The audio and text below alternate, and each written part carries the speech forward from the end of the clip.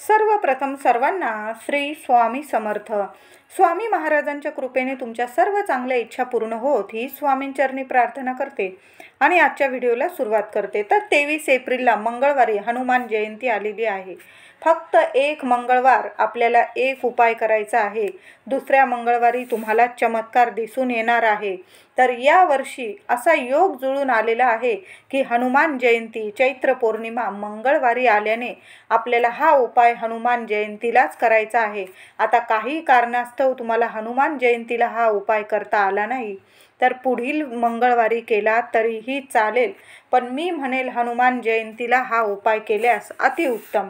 तर काय करायचं आहे, या दिवशी लवकर उठा, मनोभावे पूजा करायची आहे हनुमानाची, श्रीरामांची. मंदिरात जाऊन पूजा अर्चा करायची आहे. आता काही कारणास्तव मंदिरात जाता नाही आलं तर घरी पूजा केली तरीही चालेल, पण मी म्हणेल पुरुषांनी तरी मंदिरात अवश्य जा, महिलांनी पण जा. या दिवशी गर्दी असेल, लहान लेकरांना नाही नेता आलं तर घरी पूजा करा. या दिवशी हनुमानाला, श्रीरामांना पिवळी फुले, मिठाई जरूर चढवा. त्याचबरोबर पिंपळाची 11 पाने घेऊन स्वच्छ करून घ्या ती 11 पाने. त्यावर शेंदूरने जय श्रीराम लिहायचं आहे. शेंदूर थोडासा ओला करून घ्या आणि त्या पानांवर एखाद्या काडीने किंवा आपली एखादी अगरबत्तीची काडी जरी घेतली तुम्ही, त्या काडीने जय श्रीराम लिहून ते पानं हनुमानाला वाहायची आहे. तर ती 11 पाने तुम्हाला नाही मिळाली, किमान एक तरी पान शेंदूरने जय श्रीराम लिहून आणि ते पान आपल्याला या दिवशी आपल्याला हनुमानाला अर्पण करायचा आहे. तेलाचा दिवा मोहरीचा लावाचा, चमेलीच्या तेलाचा लावला तरीही चालेल. एक दिवा, तुमच्याकडे जे तेल तुम्ही देवाला वापरत असाल त्या तेलाचा दिवा आपल्या हनुमान मंदिरात जाताना बरोबर घेऊन जायचा आहे. दिव्यात घरातूनच 2 लवंग टाकून घेऊन जा. आधी हनुमानासमोर नतमस्तक होऊन प्रार्थना करा. तुम्हाला जो प्रॉब्लेम असेल, जे संकट असेल, त्रास असेल, शत्रू असेल, काहीही जगातला कुठलीही समस्या असेल, हनुमानाला सांगा आणि जय श्रीराम बोलून दिवा लावून द्या, इच्छा बोलून दिवा लावून द्या. तुमची जी मनोकामना असेल ती बोलून हनुमान जयंतीला एक दिवा 2 लवंग टाकून हनुमानासमोर लावायचा आहे. हनुमानाला या दिवशी 11 प्रदक्षिणा घालायच्या आहे.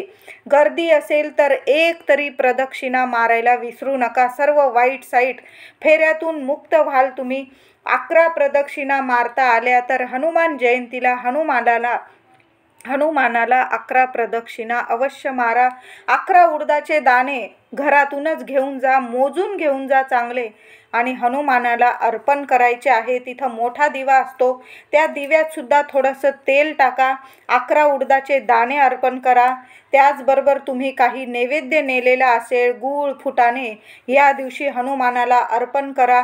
काही मिठाई वगैरे नेलेली असेल, बुंदीचे लाडू नेलेले असतील, तो सुद्धा नैवेद्य आपल्याला हनुमानाच्या चरणाशी दाखवायचा आहे. नंतर तो तुम्ही तिथं वाटला तरीही चालेल आणि हनुमान मंदिरात बसून तुम्हाला हनुमान चालीसा आणि राम रक्षा स्तोत्र हे 2 स्तोत्र पठण करायचे आहे. तसे घरी येऊ नका. तिथं कोपरा एखादा बघा आणि शांत बसून ते पुस्तक असेल ते बरोबर आठवणीने घेऊन जा आणि तिथं बसून हनुमान चालीसा म्हटल्यानंतर, बोलल्यानंतर कधीच ती पूर्ण होत नाही. ती केव्हा पूर्ण होते, जेव्हा तुम्ही राम रक्षा स्तोत्र बोलतात तेव्हाच, म्हटल्यानंतरच हनुमान चालीसा पूर्ण होते. मारुती स्तोत्र पण केव्हा पूर्ण होतो, आपण राम रक्षा स्तोत्र बोलतो तेव्हाच. हनुमानाची पूजा श्रीरामांशिवाय अपूर्ण आहे. म्हणून हनुमान चालीसा पठण केल्यावर किंवा आधी रामरक्षा पठण करा आणि मग हनुमान चालीसा पठण करा आणि तिथं नतमस्तक होऊन, हनुमानाच्या चरणी नतमस्तक होऊन मग घरी यायचं आहे. हनुमानाच्या पायावर, चरणावर आता एक छान उपाय सांगते तुम्हाला. चमत्कार लगेच एका क्षणात दिसेल तुम्हाला. पुढच्या मंगळवारची सुद्धा गरज राहणार नाही. एक दिवा लावून या दिवशी हनुमान मंदिरात. आणि दुसरा उपाय सांगते आहे, खूप महत्त्वाचा उपाय आहे. तर काय करायचं आहे, आपला डावा हात श्री हनुमानाच्या पायावर, चरणावर ठेवायचा आहे. आपला डावा हात हनुमानाच्या पायाशी, चरणावर ठेवायचा आहे. दुसरा म्हणजे उजव्या हाताने आपल्या बेंबीला कपड्यांवरून जरी तुम्ही बेंबीला नाभीला स्पर्श करून तुमची जी मनात इच्छा असेल ती बोलून जय श्रीराम बोलून घ्या आणि मग ते दोन्ही हात जोडून नमस्कार करून घ्या. किमान 11 वेळा तरी आपल्याला जय श्रीराम हा जप करायचा आहे. डावा हात हनुमानाच्या पायाशी लावायचा आहे. उजव्या हाताने आपल्या स्वतःच्या बेंबीला हात लावायचा आहे. हनुमान जयंतीला मंगळवारी हनुमान मंदिरात गेल्यावर हा उपाय करायचा आहे.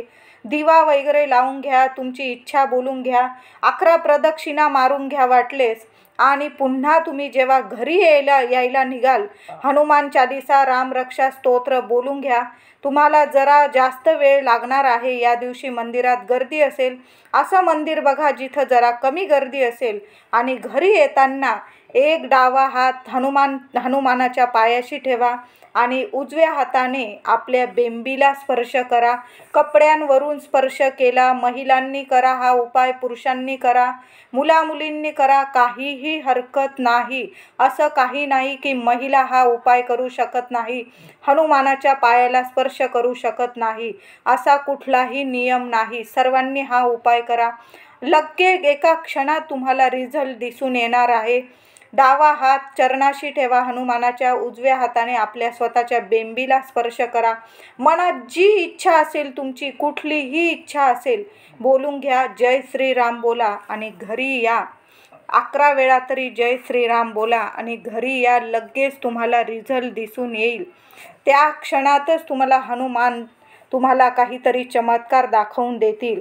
या दिवशी खूप गर्दी असेल. हा उपाय करायला तुम्हाला असं मंदिर शोधावं लागेल जिथं जास्त गर्दी नसेल आणि तुम्हाला गर्दीत जरी जावं लागलं ह्या दिवशी जा आणि आपला हा उपाय करून मग घरी या. खूप प्रभावशाली आहे. कोणी जादू टोना, कुणाला भूत बाधा करणी, काहीही बाहेरील बाधा झालेली असेल क्षणात सर्व बाधा दूर होऊन व्यक्ती बाधा मुक्त होईल. रामदूत हनुमानजी असा चमत्कार करतील, दाखवतील.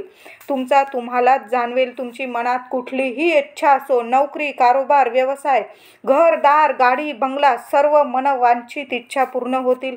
लग्न कार्यात ज्या मुलींच्या इच्छा म्हणजे होत नाही, लग्न कार्यात अडथळे येतात, त्या मुलींनी जरी हा उपाय केला, हनुमानाच्या पायावर एक हात ठेवा, दुसऱ्या हाताने आपल्या बेंबीला स्पर्श करा आणि योग्य वर वधू मिळू दे म्हणून जय श्रीराम बोला आणि मग घरी या. नाही तुमचं एका क्षणात लग्न ठरलं, घर बसल्यास तुम्हाला स्थळ चालून येईल असा उपाय आहे. उपाय केल्यावर हनुमानाच्या पायाजवळील शेंदूर घेऊन कपाळी लावायचा आहे. बाधित व्यक्ती आहे आणि ती नाही म्हटली हा उपाय मी करणार नाही, तरी पण हनुमान जयंतीला हा उपाय करून घ्या. रामांचे नाव नसेल बोलत ती व्यक्ती, तुम्ही बोलून तो व्यक्तीला डावा हात हनुमानाच्या चरणी ठेवून उजव्या हाताने त्याच्या नाभीला स्पर्श करायला सांगा आणि तुम्ही जय श्रीराम जप केला तरीही चालेल. बाधित व्यक्तीलाही हा उपाय झाल्यावर कपाळी शेंदूर लावायला विसरू नका.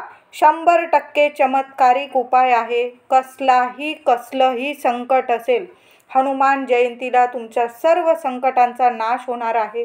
हे 2 उपाय अवश्य करा. एक दिवा लावून द्या, 2 लवंगा टाकून आपली इच्छा बोलून आणि 11 प्रदक्षिणा घाला. 11 नाही जमल्या, मंदिरात गर्दी असली, किमान 1 तरी प्रदक्षिणा हनुमानाला अवश्य घाला. सगळ्या वाईट साईट फेऱ्यातून मुक्त व्हाल तुम्ही आणि बेंबीला स्पर्श करून जय श्रीराम बोलून घरी या. लगेच चमत्कार सुरू होतील. व्हिडिओ आवडला असेल लाईक तर नक्की करा आणि सर्वांना शेअर करा. सर्वांना फायदाच होईल आणि आपल्या चॅनलला नक्की सबस्क्राईब करा. धन्यवाद.